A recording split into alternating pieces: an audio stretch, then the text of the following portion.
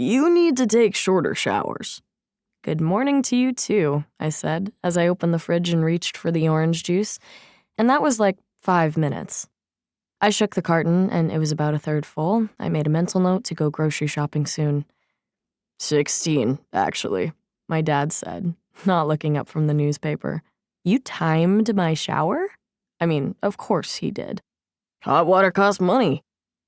As much as I loved my dad, the memories of the apartment I'd lived in last year beckoned to me like the sentimental recollection of a past tropical vacation.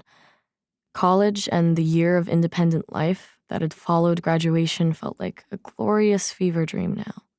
But after my mom died, I wanted to move back home.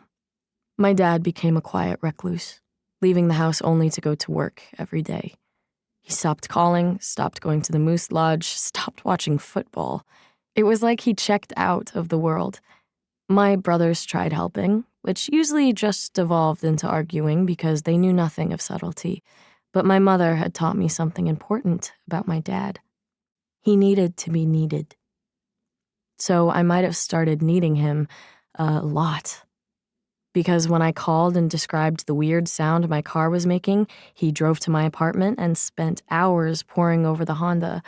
And when I mentioned I'd been too busy to eat, he took me to Tom Reed's pub for a burger, and we stayed to watch the entire Coyotes game that was playing on the mounted TVs. And when it was time to renew my apartment lease, and I called to whine about rent increases and my student loan debt, he had said, "You're welcome home anytime, Duff, if you need to save up some money." So I moved back home.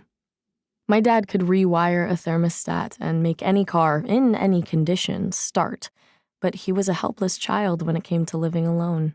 Getting groceries, setting up automatic bill payments, remembering to take his blood pressure medicine. Those were things he'd happily ignore if I wasn't there. "Well," he said, folding up the paper and crossing his arms as I took a sip of juice, "in spite of the fact that you told Cunningham he sucks, the press thinks we're charming. Not a single word about the jinx or your violent behavior, just an article on how cute you two were." Cute? That was definitely not how I'd describe it. Embarrassing, awkward, those were much better adjectives. But I wasn't going to let myself think about it. I had an entire workday in front of me, and I couldn't waste another minute dying of mortification. But God, I'd actually said out loud the words, "Did you?" when the Kells implied Connor Cunningham was asking me out. Please kill me. I was positive I was already a meme, an image of a nerd full-on beaming at the mistaken implication that a famous athlete might have noticed her.